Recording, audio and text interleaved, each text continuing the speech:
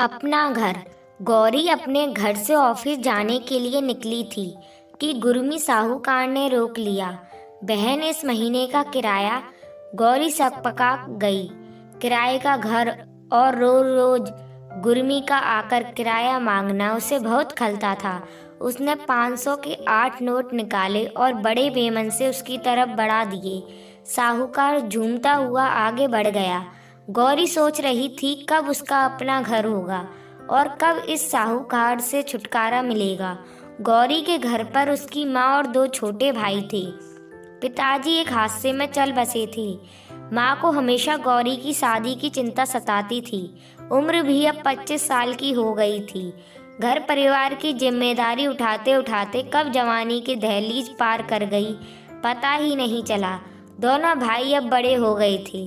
दोनों ने नौकरी शुरू कर दी थी। आज गौरी को देखने लड़के वाले आने वाले थे। माँ सुबह से ही पकवान बनाने में लगी हुई थी।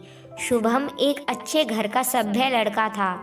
उसकी 2 बहनें थीं जो कि शादीशुदा थीं और एक बड़ा भाई जो साथ में ही कारोबार करता था। आज माँ चाहती थी कि गौरी का रिश्ता हो जाए। शुभम का परिवार सही वक्त पर आ गया। गौरी ने पीले रंग की साड़ी पहन रखी थी और बहुत खूबसूरत लग रही थी। उसे शुभम पसंद आ गया था। खुले विचारों वाला। उसे उसकी नौकरी करने पर कोई ऐतराज नहीं था। शुभम को भी गौरी पसंद आ गई थी। दोनों का रिश्ता तय हो गया। बस शहनाई बजने की देरी थी। 2 महीने बाद का मुहूर्त निकला और गौरी अपनी आंखों में नए सपने सजोए ससुराल आ गई। कुछ महीने सब ठीक चलता रहा, पर अब शुभम और उसके परिवार का असली चेहरा दिखाई देने लगा। अब सासू माँ को घर का पूरा काम करने वाली बहू चाहिए। बड़ी भाभी ज़्यादातर बीमार रहती थी तो वह कुछ काम नहीं करती थी। उनकी बेटी को भी सासू माँ ही संभालती थी। अब शुभम भी गौरी से नौकरी न करने के लिए जिद करने लगा था और घर परिवार की जिम्मेदारी उठाने के लिए कहता। गौरी भी पूरी कोशिश करती कि किसी को कोई मौका ना मिले, पर कुछ ना कुछ गड़बड़ हो ही जाती। लड़ाइयाँ बढ़ने लगी। शुभम ने एक दिन गौरी से अपने घर जाने को बोल दिया।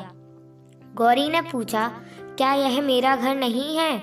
शुभम ने साफ कह दिया कि यह मेरा घर है। यहाँ पर रहना है तो मेरे हिसाब से रहो, वरना जाओ अपने घर। गौरी की आंखों में आंसू भर आए। रोते रोते वह अपने माँ के घर चली गई। माँ ने जब सारी बातें सुनी तो गौरी को समझाया, बेटा वही तेरा घर है। शुभम तेरा सब कुछ है। ससुराल ही तेरा घर है। यह घर पराया है। तेरे भाइयों के लिए भी लड़की देख रखी है। उन्हें पता चलेगा तो सब गड़बड़ हो जाएगी। तुम कल शुभम से माफ़ी मांग लेना और अपनी नौकरी छोड़ दो।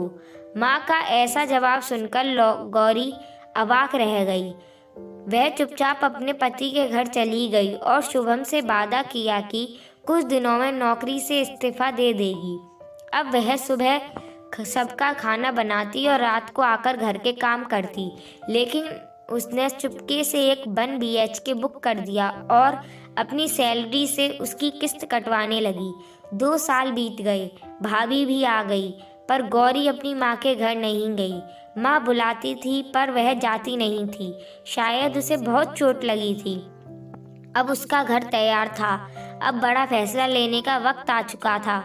उसने शुभम से तलाक लेने का फैसला किया। शुभम को पेपर भेज दिए और खुद अपने घर में शिफ्ट हो गई। शुभम को ऐसी उम्मीद नहीं थी। वह गौरी से मिलने गया तो गौरी ने बस इतना कहा कि यह मेरा घर है, ना मेरी माँ का और ना मेरे पति का है।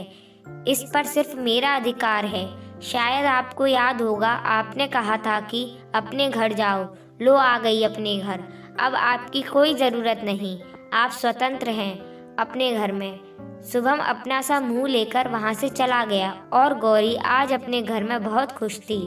खुशी शायद हमारे अंदर ही होती है, हमें उसे बाहर निकालना होता है। यह मेरा घर है उसी को दर्शाती है कि आप स्वावलंबी बने, अहंकारी नहीं। इसी विचार के साथ आप आगे बढ़ते रहें और जीवन में नई ऊंचाइयां हासिल करते रहें। गौरी ने तो अपना मुकाम हासिल कर लिया। आपका क्या इरादा है, सोचिए और बताइए।